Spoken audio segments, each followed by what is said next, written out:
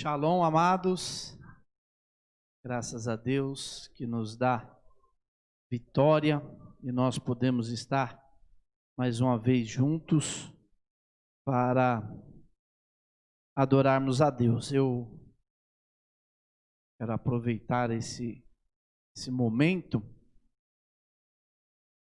Estou muito feliz porque, como a pastora Néia já falou, nós entramos, segundo o calendário bíblico, no ano de 5.781. Está chegando o ano 6.000. Tem alguns problemas na contagem dos anos e existem alguns que consideram até que há uma defasagem aí de quase 200, para mais ou para menos. Tomara que seja para mais. Mas o que se tem registrado, nós entramos a partir do pôr do sol de sexta-feira, no ano 5.781. Então eu desejo a todos vocês um Shana Tová Umetuká, um ano novo, um ano bom e doce para todos nós. Nós passamos um ano aonde quem tem um pouco mais de sensibilidade conseguiu entender que nós passamos um ano sob um julgamento severo. E eu, nas minhas orações por essa entrada de ano, eu pedi a Deus que adoce os decretos para esse ano que nós estamos entrando.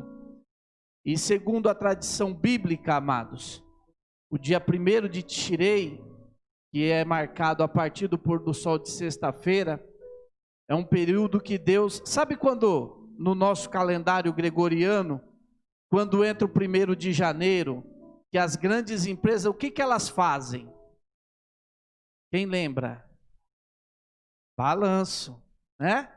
As grandes empresas fazem um balanço, como que foi o ano, o que precisa mudar. E segundo a tradição bíblica, 1º de Tishrei, Deus faz um balanço do mundo. E nesse balanço, ele faz uma análise se precisa mandar algumas coisas rigorosas, porque às vezes nós estamos tão afastados dele que ele precisa chamar a nossa atenção. E a melhor maneira que Deus tem de chamar a nossa atenção não é nos fazendo afago, porque o afago engana. É ao contrário, é nos fazendo parar, sentir um pouco de dor e descobrir que só tem doçura em um lugar, nos braços do Senhor.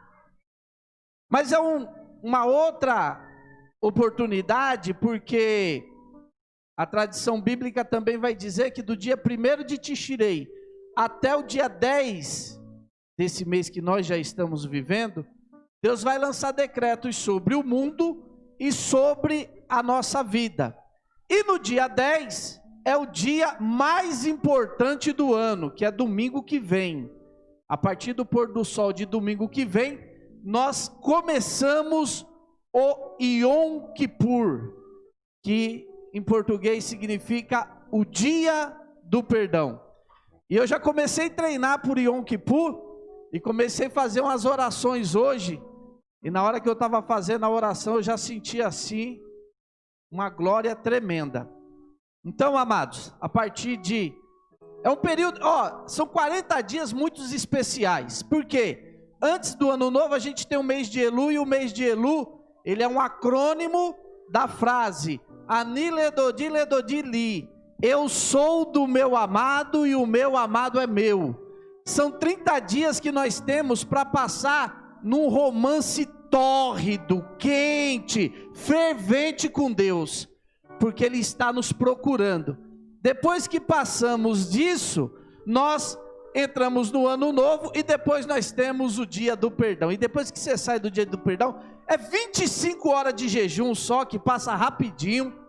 É 25 horas que você deve se preocupar em mostrar a Deus o quanto você está arrependido da fofoca que você fez, do que você falou mal, das vezes que você mentiu, porque nós aprendemos, irmãos, ser cara de pau e pecar e chegar para Deus e falar assim: ai, me desculpa, me perdoa, o Senhor sabe que eu sou fraco. E Ele não quer isso, Ele quer um povo que abra o seu coração e se arrependa verdadeiramente dos seus pecados.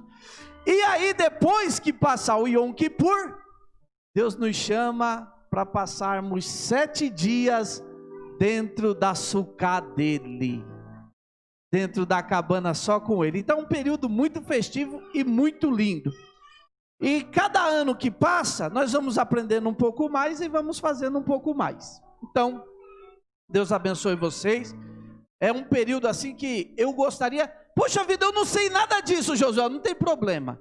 Domingo que vem, ao pôr do sol, entra assim no estado de compenetração, de reconhecer quais são os seus pecados, de fazer uma análise do que é que você pode melhorar, como é que você pode servir a Deus melhor. E quando você fizer isso tudo, você vai ver a glória de Deus sobre a sua vida. Amém?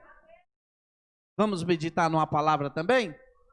Tem nada a ver com o Yom Kippur, a palavra de hoje, mas tem uma palavra boa para nós aqui. Jeremias, capítulo 2, do profeta Jeremias. Jeremias é conhecido como o profeta chorão. Ele era tão chorão que ele escreveu o livro dele e depois ele escreveu um só de lamentações de Jeremias.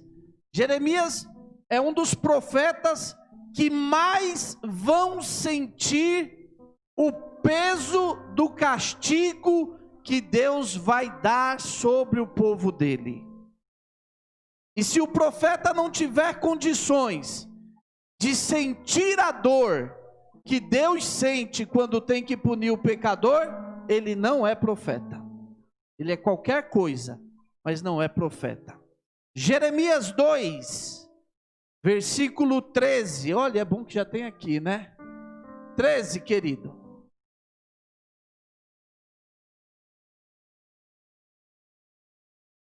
Vamos ler aqui, que aí fica todo mundo na mesma vibração.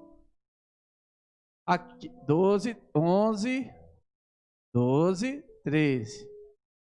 Porque o meu povo fez 2 maldades.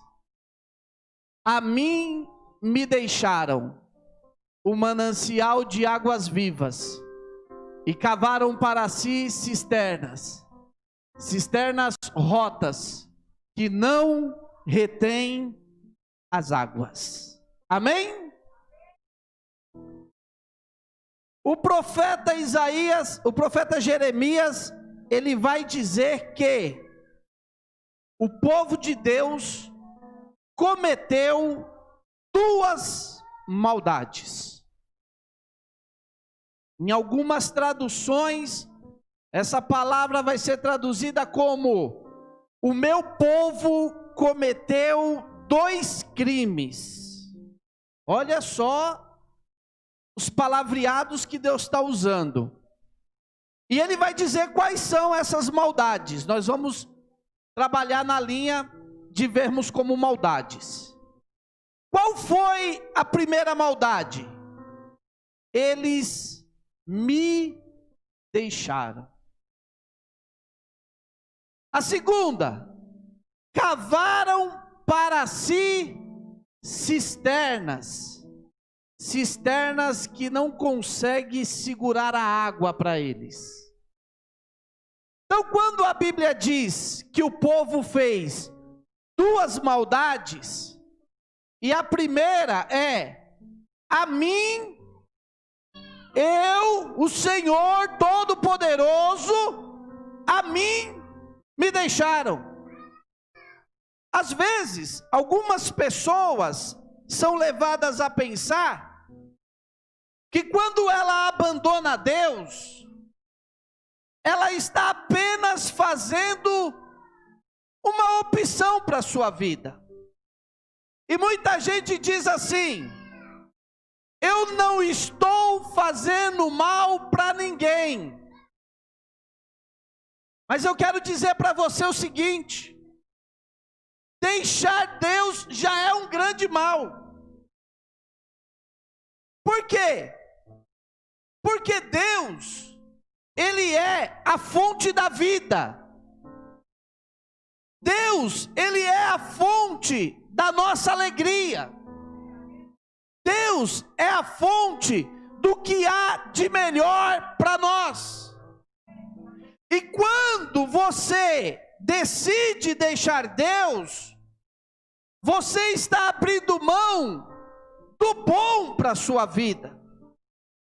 E como um pai que sabe que o filho não vai ter uma vida melhor do que a vida que ele tem embaixo do teto dele, mas um dia esse filho fala que quer tomar as suas decisões, quer fazer o que lhe der na telha, não quer mais ter uma autoridade sobre a vida dele. O pai sabe que ele é o melhor para o filho, mas ele precisa deixar o filho ir. Por quê? Porque chega uma hora que todos nós temos o direito de tomar decisões, mas não tem coisa melhor do que ter Deus como seu aliado. Porque Deus, Ele sabe que não há melhor fora de mim. Só eu que salvo.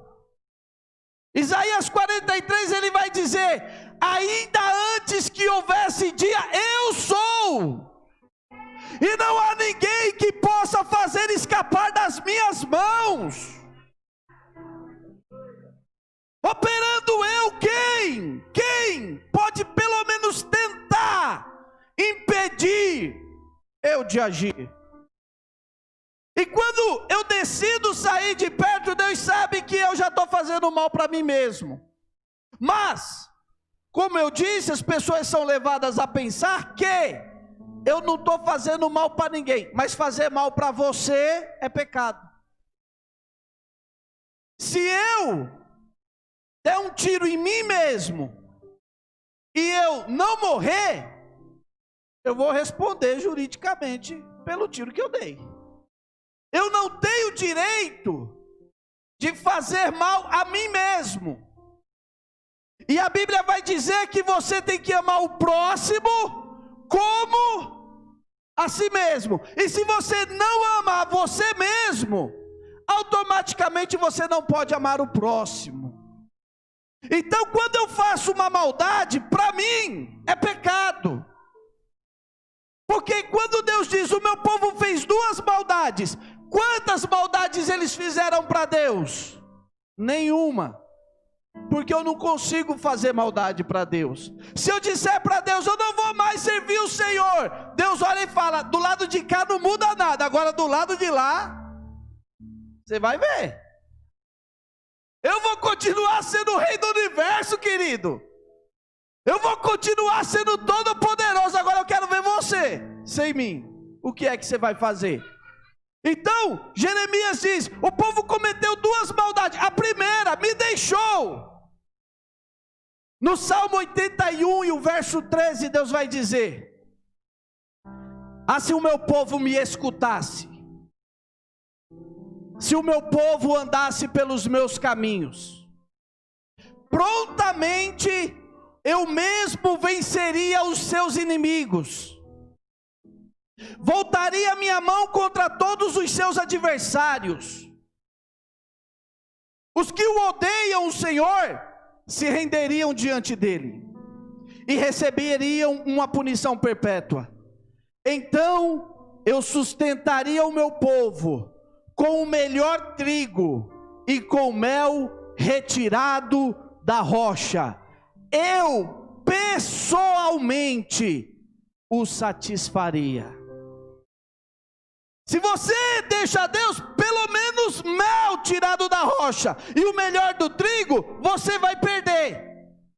E quando você para pensar sobre mel e sobre trigo, você vai perder 2 coisas. Você vai perder o sustento e você vai perder a doçura doçura da sua vida. É por isso que a pessoa que anda sem Deus, ela larga Deus e vai cheirar cocaína, e volta para cheirar cocaína, e vai usar outra coisa, e vai usar droga, bebida, vai se prostituir, porque ele está buscando alguma coisa que a doçura está apenas em Deus.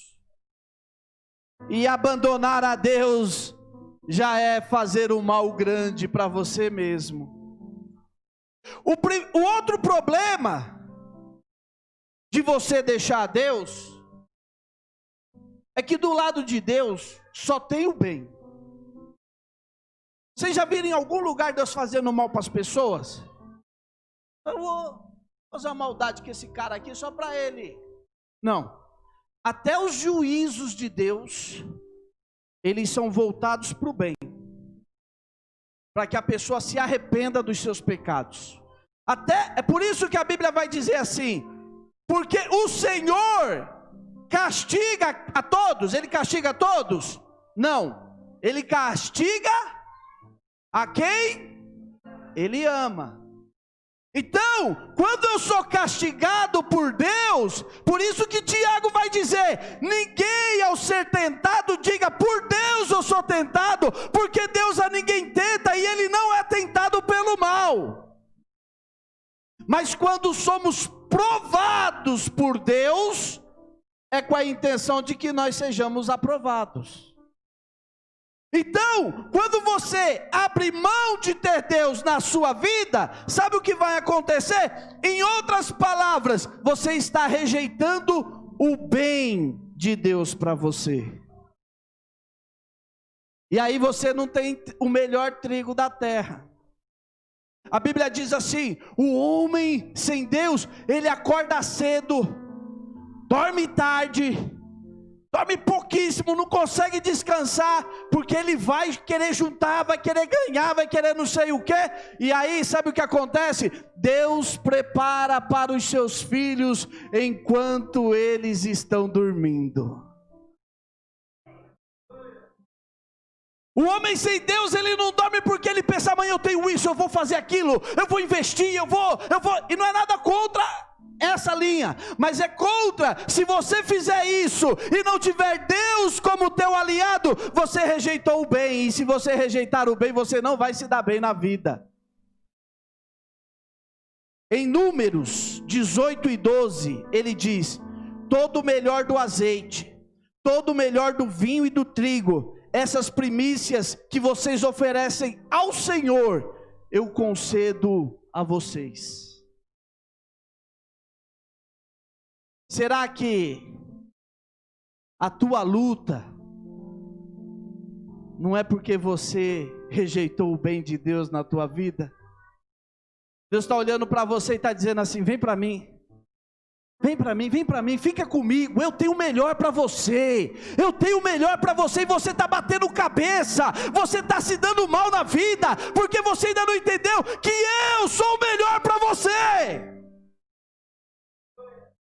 Deus tem o melhor para nós.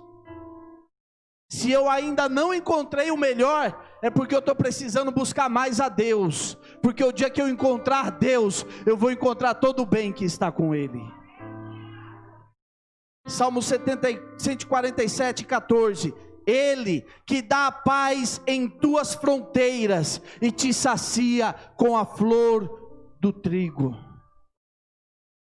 Agora, junto com a primeira maldade, Deus vai explicar o seguinte: como é que eu entendo que esse povo me deixou?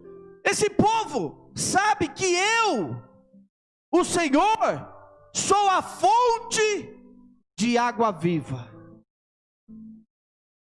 Já pensou você num calorzão assim de 40 graus, 42, 3, e alguém chega para você assim com uma garrafa d'água gelada, maravilhosa, aquela água mineral super deliciosa, e pergunta para você assim: você quer? Antes de responder, não dá vontade de pular no pescoço da pessoa e tomar a garrafa, tomar água e comer o frasco.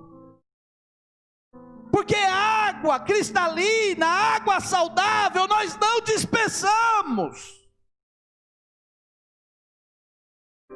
E Deus está dizendo: eles me deixaram, eu que sou a fonte de água viva.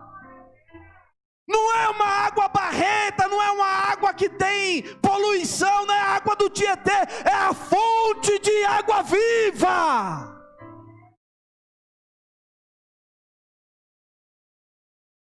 E quando eu olhar e conseguir entender que Ele é a fonte de água viva, Jesus falou: olha, aqui eu sou a água viva que desceu do céu. Quem beber de mim, rios de água viva fluirão do seu ventre.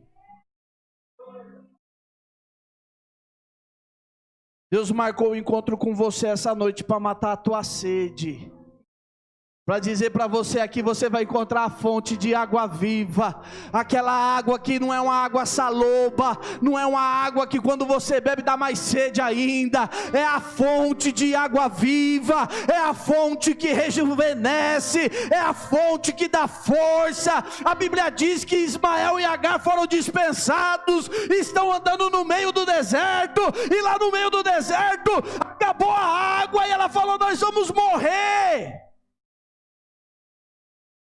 Mas quando ela achou que ia morrer, o anjo chegou e falou: vai não, Agar, Deus ouviu o choro do menino, e ele, olha a fonte aí do teu lado, Agar, o meu povo me deixou, logo eu, que sou a fonte de água viva. Se você está com muita sede, pensa comigo, está com muita sede, e toma uma coca, mata a sede? Não mata, dá aquela amenizadinha na hora, aquele prazer, aquela saciedade, mas dá 5 minutos, você fala: cadê a branquinha? Cadê a branquinha? Cadê a gelada? Você pode tomar o que quiser, mas na hora que você precisa de água, é água. E Deus está olhando para nós e está dizendo assim: eu sou a fonte de água viva. E você está com sede aí por quê? A Bíblia conta que Jesus, meio-dia, na beira do poço de Jacó, está lá sentado, e lá vem uma mulher ao meio-dia buscar água, e ela está lá desconfiada, e começa a pegar água, e quando ela começa a pegar água, Jesus fala: escuta, mulher, será que você poderia me dar um pouquinho?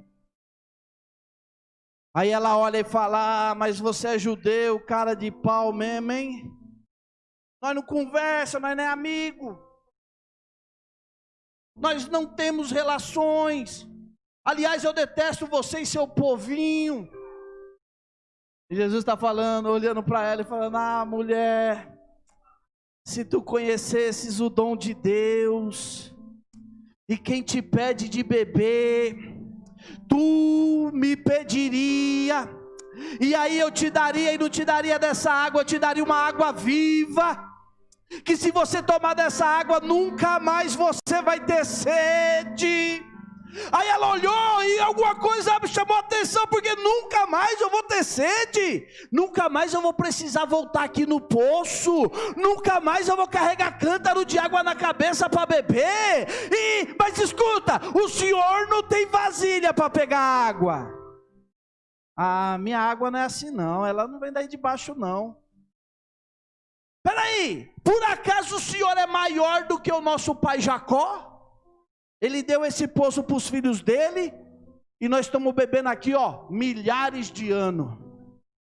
Ah, mulher, e ela começa um diálogo, aí ele fala assim, ela fala: então, senhor, me dá dessa água. Jesus fala para ela: então vai lá chamar o teu marido, porque essa é a tua sede. A tua sede é o marido. Está precisando de um marido, um marido mesmo. Aí ela olhou para Jesus e falou: não, eu não tenho marido. Tem uma peste lá em casa, uma praga ruim lá. Aí Jesus olha para ela e falou: falaste bem que tu não tem marido, porque tu tivesse 5, tu tem um agora que está quebrando galho, mas ele não é o teu marido. Quando ele fala isso, a mulher fala: vejo que tu, olha como mudou. Vejo que tu és profeta. Olha, para quem era apenas um judeu encrenqueiro, já virou profeta. Sabe por quê? Porque quando você começa a tomar da água viva, a água de Deus, sabe o que vai acontecer? Você vai começar a ter todas as suas necessidades sanadas. Deus, Ele vai começar a cuidar de cada departamento da tua vida. Eu conheço uma irmã que ela se casou e ela teve uma decepção muito grande no seu casamento e ela se separou. E ela falou: vou ficar sozinha. Mas aí vai chegando uma idade que não tem jeito, a gente precisa de um cobertor de orelha para encostar em nós no frio. E ela já com alguma idade, ela falou assim: Deus, eu sei até que eu falei que eu não ia casar, e eu sei que o Senhor é o meu marido, mas agora eu estou precisando de um marido de carne e osso mesmo, Deus. Eu preciso mesmo. E adivinha o que aconteceu? Ela arrumou um marido. Sabe por quê? Porque o teu menor desejo, a tua menor vontade, incomoda a Deus lá no alto do trono dele. Se ele olha para você e diz: ela precisa, eu vou dar. Ele precisa, eu vou dar. Por quê? Porque Ele é a fonte de água viva que sacia a nossa sede. João 4,14. Aquele, porém, que beber da água que eu lhe der, nunca mais terá sede. Mas ao contrário, nascerá nele uma fonte de água que jorra não só para essa vida, mas jorra para a vida eterna. Vai saciar aqui, vai saciar quando você morrer, vai saciar quando você estiver diante de Deus. Você vai ser saciado em todos os momentos. Zacarias 13:1 diz assim: naquele grande dia, uma fonte jorrará para todos os descendentes de Davi e para os habitantes de Jerusalém, a fim de purificá-los do pecado e da impureza. Você precisa beber dessa água. Olha, os meus pecados foram muitos, eu pequei demais, mas tem a água que purifica, tem a água que limpa de verdade. Apocalipse 21:6. E declarou-me ainda: tudo está realizado. Eu sou o Alfa e o Ômega, o princípio e o fim. A todos quanto tiverem sede, lhes darei de beber graciosamente da fonte da água da vida. O meu povo me deixou. Que maldade que eles fizeram. Largaram a fonte. Aquela fonte que não mexe apenas com o físico, mexe com o físico, mexe com o espiritual, mexe com o transitório e mexe com o que é eterno. Eu quero que você pense bem. Você está bebendo da água que te sacia? Ou será que você está naquela configuração de apenas reclamar? Minha vida não vai, não dá. Está faltando água doce aí. Quando você tomar a água verdadeira, sabe por quê, irmãos? Olha, nós como servos de Deus, qual é o grande desafio que nós temos? Se nós conseguirmos entender, vocês vão ouvir, mas eu não sei se vão entender, mas tomara que entendam. Qual é o nosso maior desafio na vida? Não é se um dia eu roubei parar de roubar. Porque isso é minha obrigação. Eu sou casado. Se eu me tornar um bom esposo para minha esposa, eu fiz alguma coisa demais? Não, é minha obrigação. Eu tenho 2 filhos. Se eu for um bom pai para eles, eu fiz alguma coisa de Josué é o super pai. É minha obrigação. Qual é então o grande desafio da nossa vida? Sabe qual é? Eu consegui ver Deus em todas as circunstâncias em que eu passar. Quando você lê a história dos heróis da Bíblia, lê a história de Jeremias. Deus falou: Jeremias, você vai profetizar num período terrível. Você vai apanhar, ser jogado na fossa. O negócio vai ser sério para o teu lado. E jogaram ele na fossa. E ele estava lá dentro da fossa. E dentro da fossa ele estava cantando. Sabe por quê?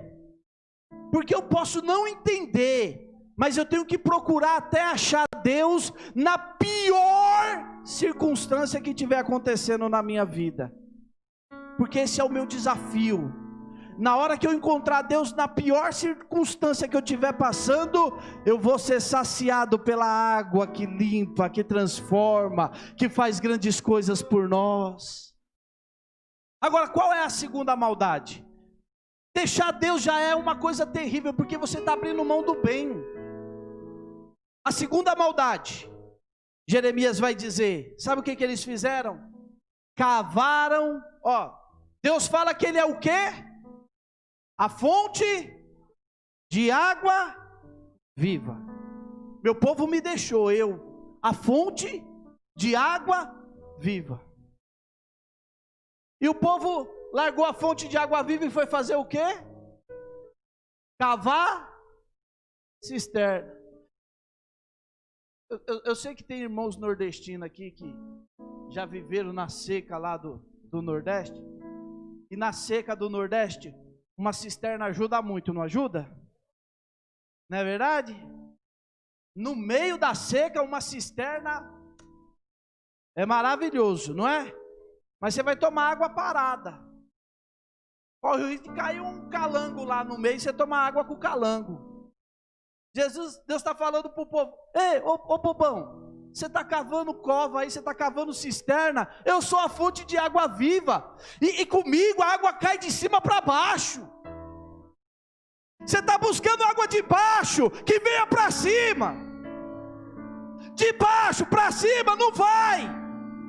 Tem que ser água que vem de cima e desce para baixo. Então o povo me deixou, e aí eles foram cavar cisterna.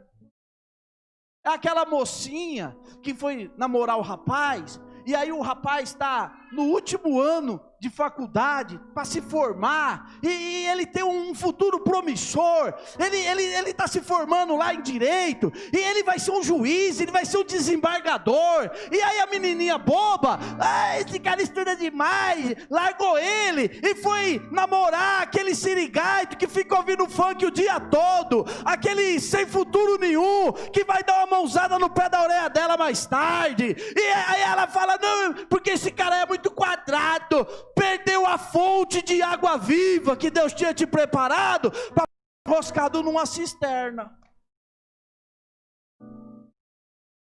Mas sabe, filha, você não sabe nem saborear a água, você está tomando água com lama e está achando ainda que é a maravilhosa. A irmãzinha não suportou ficar na igreja, e Deus preparar o maridinho para ela, abençoado, debaixo da unção, e foi lá fora beber água da cisterna. Aí depois qual que é o telefone para denunciar esse cara para a polícia? E denuncia mesmo, porque o sem vergonha que bate na mulher tem que apanhar pelo menos 7 vezes por semana. Mas eu tenho que olhar de que água que eu estou bebendo.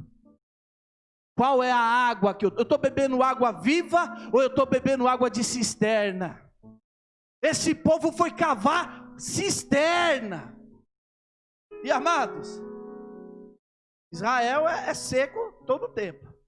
Achar água lá embaixo da terra não é fácil não. Camarada tem que ser profissa para achar água. Quando o cara é abençoado, o Abraão, lembra do Abraão lá em Gênesis, pastor João?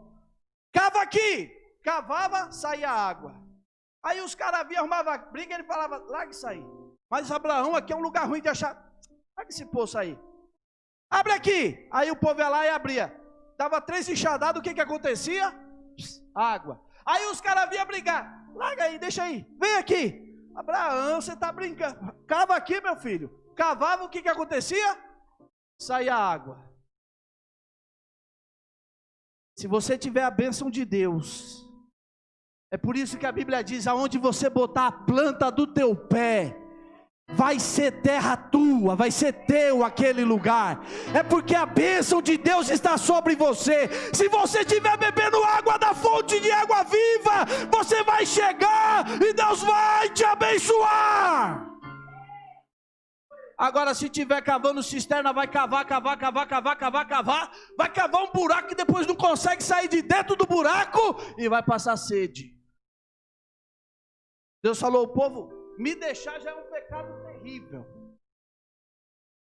Eu aprendi uma frase, e essa frase está gravada no meu dicionário particular do coração.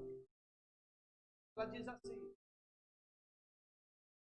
Essa frase diz assim: quando o homem é tomado por um espírito de tolice, ou seja, quando ele vira tolo, besta, bobaiado, ele começa a pecar. E não é verdade? Você já viu pessoas que saem correndo atrás do pecado e não arrumar sarna para se coçar? Uma vez eu estava com um irmão na igreja, ele falou, pastor, os caras querem me matar. Eu falei, por quê, rapaz? Você é um homem bom, trabalhador. Eu mandei mensagem para uma mulher, e o marido dela viu e quer me matar, pastor. Eu falei, vamos orar, né? Vamos orar para Deus chegar o cara, ele não te achar no meio do caminho, porque o negócio está feio para o teu lado, filho. Sabe por quê? Foi cavar cisterna. Será que você não está cavando cisterna essa noite? Porque Deus não manda a palavra de bobeira.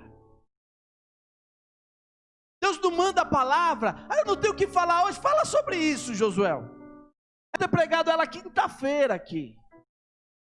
Não pude vir. Minha mãe precisou passar o dia praticamente todinho no hospital. Eu pensei, então não era para hoje. Se for para domingo, vão me dar oportunidade domingo. Não é para hoje. Porque de repente domingo você estava enroscado na cisterna, e Deus falou, hoje ela não vai ouvir, ele não vai ouvir, e ele precisa sair, fechar essa cisterna, e beber água viva. Deixa para domingo, Josué, domingo nós cata ele. Domingo ele vai pensar assim, hoje eu vou lá, vou receber uma palavrinha que vai massagear o meu ego, e nós desce o sarrafo nele.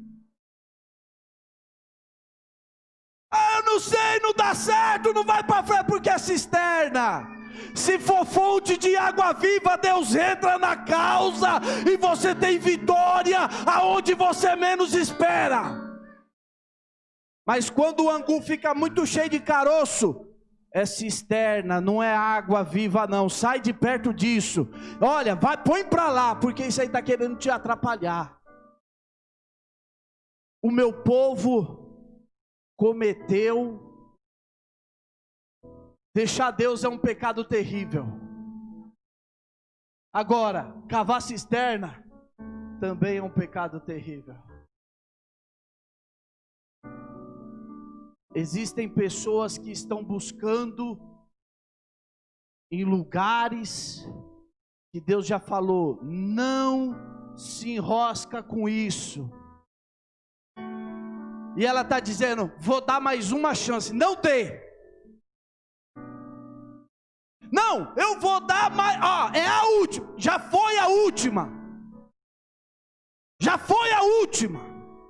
Já era era para você ter se despertado. Sai dessa cisterna. Isso aí não possui água. Pior do que deixar Deus é ir cavar cisterna. Você vai trabalhar, se cansar e no final vai quebrar a cara. Realmente não tinha água. Jeremias 4:22, ora. Esse versículo eu achei. Ora, o meu povo é tolo e não usa a inteligência a seu favor. São imaturos como crianças, que ainda nada compreendem. Todavia, são espertos e hábeis para praticar tudo quanto é mal.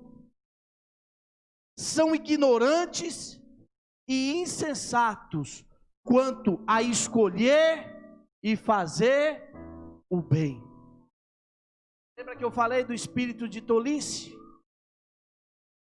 Está trocando o que Deus te deu por uma cisterna que não vale nada, meu amigo. Eu sinto o peso dessa palavra hoje para falar para vocês. Mas eu tenho que olhar para a minha vida. Será que eu não estou me enroscando com o que Deus já falou? Larga de mão! Olha, o Jonas estava dentro do barco, lá no fundo do barco, lá embaixo, escondido e dormindo, e o barco estava quase virando.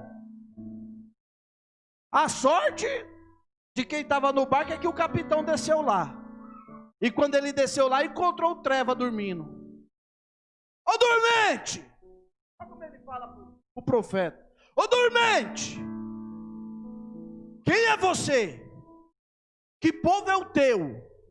Qual é a tua ocupação? Que Deus você serve? Aí o Jonas assim com aquela cara de cine, de quem está cavando cisterna: eu sou hebreu, sirvo ao Deus dos céus, sou profeta, estou fugindo. Ainda bem que ele era sincero, porque tem crente que ainda é cara de pau, está fazendo errado, você pergunta, ele vem com meia... Às vezes eu falo para minha mulher, eu falo assim, eu não vou falar com fulano, porque ele está achando que na minha testa está escrito, trouxa demais. Irmão, o pastor João está aqui, o pastor João me conhece aí um bocado de ano. Adianta eu chegar para o pastor João e ficar contando história, que eu sou injustiçado. Ai, é uma falta de... Ele me conhece, irmão. E ainda, sabe qual é o pior? Além dele me conhecer, tem hora que a gente vai mentir para um homem de Deus assim, aí você começa a mentir, na hora que você começa a mentir, o Espírito de Deus fala lá dentro, é tudo mentira. Você está falando, mas quem está te ouvindo já sabe que é tudo mentira. Ora para o teu Deus, nós vamos morrer. Aí o Jonas foi corajoso, falou assim, faz o seguinte, me joga no mar que vocês vão ter paz. Hoje é dia de jogarem você no mar. Hoje é dia de você parar de cavar cisterna. Hoje é dia que Deus quer curar a tua alma. Se você tem caminhado e tem dado tudo errado, hoje Deus veio aqui para dizer para você assim, hoje eu vou te dar água viva e vai começar a dar certo. Segue o meu conselho, vai dar certo. As coisas quando é de Deus, irmãos, elas vão dar certo. Se começou a dar errado, é cisterna, não tem água. Para encerrar, Jeremias 15:6. Tu me rejeitaste, afirma o Eterno, e retrocedeste. Por isso, estenderei a minha mão contra ti, e te destruirei. Estou, pois, cansado de demonstrar minha compaixão e misericórdia. É um conselho do Josué, é meu esse conselho. Não fique acreditando naquelas palavras que quer massagear você no erro. Deus é bom, Deus perdoa, Deus é gracioso. Olha o que Deus está dizendo: vocês me abandonaram, eu estou cansado de mostrar a minha misericórdia, a minha compaixão com vocês, eu vou começar a destruir vocês. Hoje de manhã na escola dominical, o irmão Vanderlei me perguntou assim: pastor Josuel, quais são as maiores coisas que estão atrapalhando o crescimento da igreja? Eu falei: a nossa preguiça,